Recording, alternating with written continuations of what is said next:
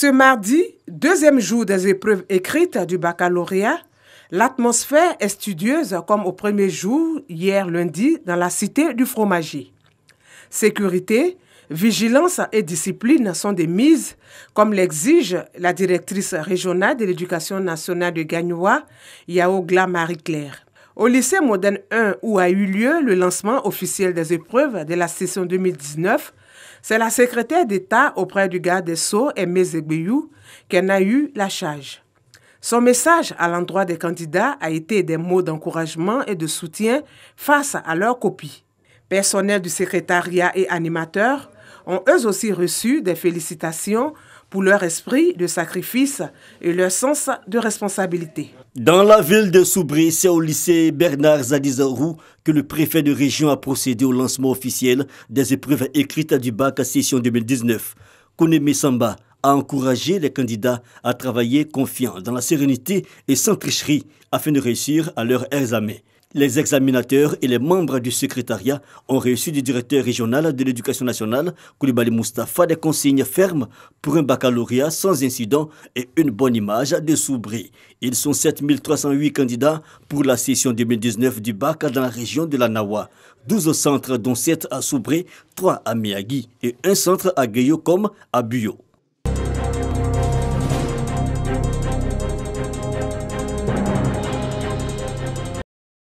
Une longue attente aujourd'hui comblée pour la rentrée scolaire prochaine 2019 à 2020.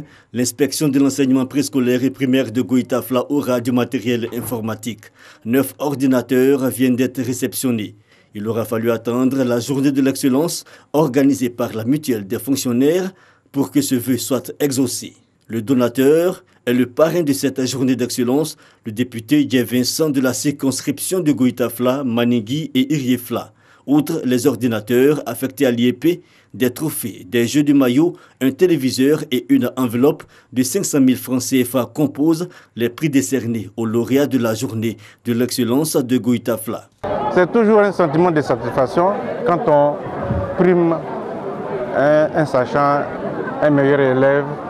Je le fais au niveau de la pépinière, c'est-à-dire que ceux qui sont au niveau de CP1 ou CM2, mais on arrivera au secondaire l'année prochaine.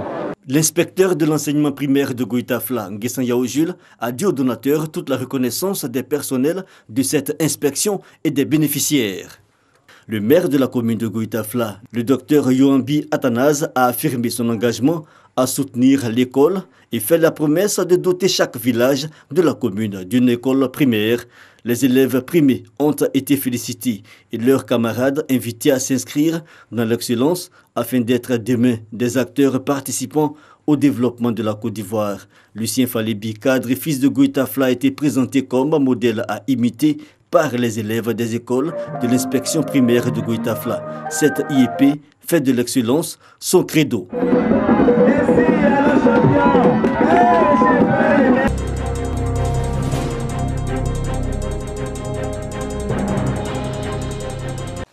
Quartier Soba, Kourougou. Des membres du comité civilo-militaire de la région du Poro sont accueillis dans des familles. Une visite à valeur d'opération de sensibilisation portant sur la cohésion sociale et le vivre ensemble.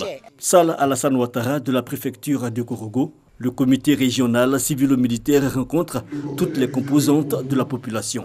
Le décor et l'ambiance sont différents. Objet de la rencontre, la cohésion sociale et la paix.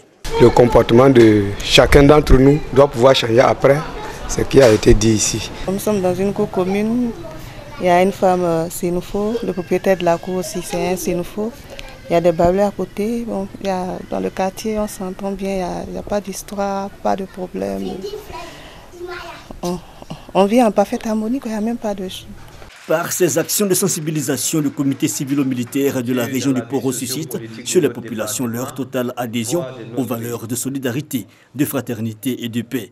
Ce comité civilo-militaire est le relais dans les régions du Poro du Conseil national de sécurité CNS. Sa mission est d'aider les populations à promouvoir l'harmonie intercommunautaire, la cohésion sociale et la paix. Expliquer aux populations le bien fondé du vivre ensemble, de la cohésion, comment elles vivent donc en symbiose, en harmonie, pour qu'on puisse ressentir cela sur le plan national. le comité civilo-militaire du Poro a été installé en 2016, il a réussi à rapprocher population et forces de défense et de sécurité par différentes actions, notamment l'organisation de tournois sportifs et des spectacles grand public.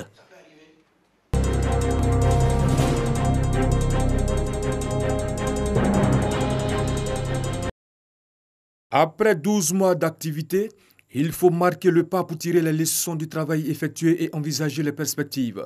C'est l'exercice auquel s'est livré le cantonnement des eaux et forêts de l'Indigné Djuablin dans les locaux de la sous-préfecture d'Aniouasui, cadre de ce rendez-vous bilan annuel des agents des eaux et forêts de l'Indigné.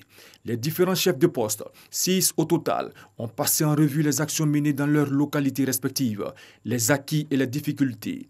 La lutte contre le sillage à façon dans les forêts protégées de l'Indigné a constitué le point de satisfaction avec plusieurs saisies. Pour passer en ville, il vous est difficile de trouver dans nos dépôts le bois, des colis de bois provenant du sillage à façon.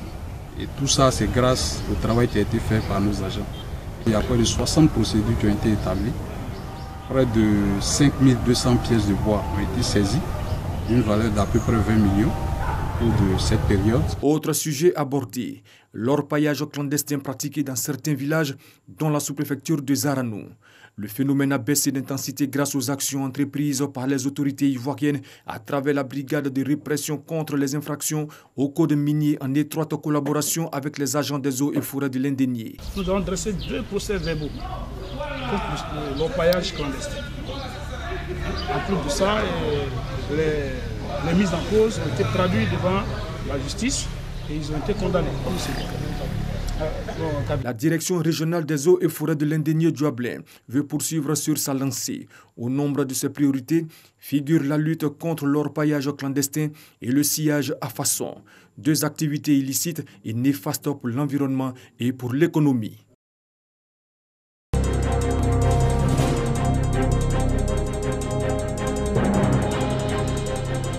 Rarement dans le milieu de la cacaoculture, un chiffre d'affaires de 7 milliards est atteint par les sociétés et entreprises coopératives en fin de campagne.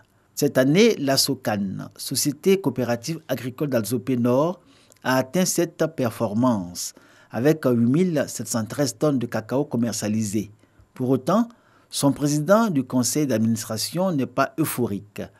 Mohamed Ouedraogo estime que le résultat de fin d'exercice 2018-2019 aurait pu être meilleur si, selon lui, les producteurs membres s'étaient appropriés la culture de la qualité. Nous devons encore redoubler d'efforts pour pouvoir produire plus et de bonne qualité. La direction régionale de l'agriculture de l'AME avance le chiffre de 70 tonnes de pertes, soit l'équivalent de 60 millions de francs CFA. En cause, le non-respect de l'itinéraire culturel et du processus de récolte, malgré les sessions de formation et les conseils sans cesse répétés prodigués aux producteurs par les agents d'encadrement de l'ANADER et du conseil café-cacao. Conséquence, la coopérative agricole d'Alzopé Nord attend toujours la certification. C'est le défi que la SOCAN est appelée à relever et pour lequel la direction régionale de l'agriculture de l'AME engage l'ensemble de ses 2236 producteurs membres. Bon, je pense que SOCAN, nous, on vise très loin. On veut vraiment aller à l'export et puis pourquoi n'a pas aussi faire des transformations de cacao que nous-mêmes nous produisons. C'est notre vision et puis nous avons aussi des projets qui sont en cours.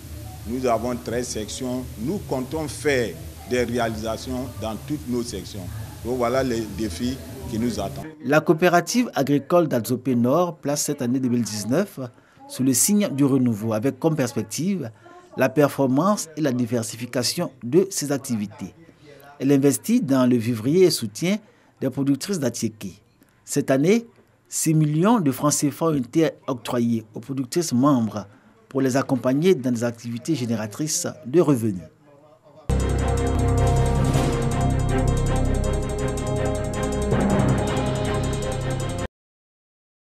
Zéro feu de brousse, dévastateur de plantations et de forêts dans le département d'Abengourou, région de l'Indigné Djuablin. C'est l'objectif visé par l'organisation non gouvernementale ANIA. Elle sensibilise les paysans à éviter les feux de brousse, cause de nombreux dégâts. Une caravane dénommée Nyara Nyara Tour a été organisée. Objectif, confisquer tout objet susceptible de produire du feu découvert chez les paysans se rendant dans les plantations.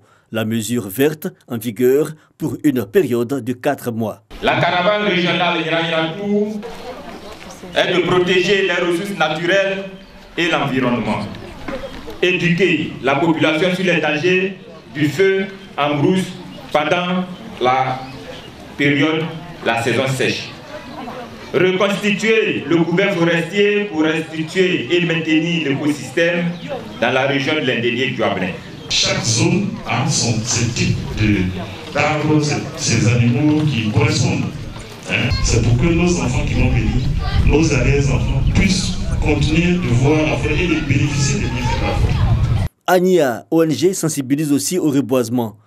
L'organisation possède un patrimoine constitué de 45 hectares de plantations de teck et de 15 hectares de pépinières de café. Cela lui a valu l'obtention du prix d'excellence 2018 des eaux et forêts. L'ONG ANIA est soutenue par la coopérative agricole Wayobie qui œuvre dans le social, lauréate du prix Alassane Ouattara de la meilleure coopérative émergente 2016. Ces deux structures renforcent leurs actions sur le terrain pour le bien-être des populations.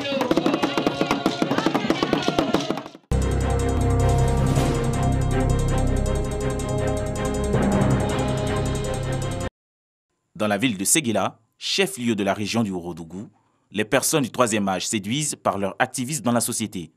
Ils prennent plaisir à porter leur expérience de la vie et leur sagesse pour le développement social de Séguéla. Très actifs hier et aujourd'hui, gagnés par la fatigue et le poids des années de dur labeur, ces personnes du troisième âge se préoccupent maintenant de leur bien-être et de leur santé. Dans cette perspective, elles mènent une vie associative. Elles sont aidées dans cette voie par la Direction régionale de la protection sociale du Ourodougou. À leur bénéfice, une formation portant sur l'organisation et la gestion d'une association. Notre souhait aujourd'hui est que cela se perpétue et nous souhaitons vivement que les autorités nous aident à organiser des sorties, des détentes. On a besoin de ça. Le plus important, c'est de donner à ces personnes-là des notions afin qu'ils puissent, qu'elles puissent s'approprier leur test qui régit leur association. C'est en 2013 que les personnes du troisième âge de Séguéla se sont constituées en association. C'est aussi un cadre de rencontre, d'entraide, de solidarité et de réflexion pour toujours apporter leur pierre à l'édifice social de Séguéla.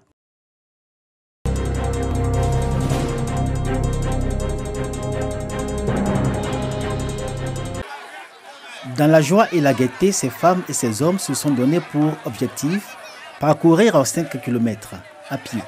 Une randonnée pédestre organisée par la section de Genteguela de la Fédération ivoirienne du randonnée pédestre et du bien-être pour tous, FIRAP. À Genteguela, commune dans le département de Touba, région du Bafing, les moments de randonnée pédestre contribuent au raffermissement des liens entre toutes les couches de la population, la cohésion et la solidarité. Samassi Abdul Carlos, le président communal de la Fédération ivoirienne du randonnée pédestre, ne cesse d'inviter les populations à s'associer à toutes les marches de la FIRAP au regard des vertus du sport et de la marche en particulier. Aujourd'hui, c'est la fête, mais il faut pouvoir continuer, perpétuer la pratique du sport de masse. Sur tout le territoire national, cette activité a pris de l'ampleur. Donc on ne peut pas rester en marche d'association. On a décidé aussi à Touba de installer une section à Genteguela. Aujourd'hui, Genteguela fait partie des sections les plus actives de la Fédération ivoirienne du randonnée pédestre et du bien-être pour tous au niveau de la Ligue régionale du Bafing.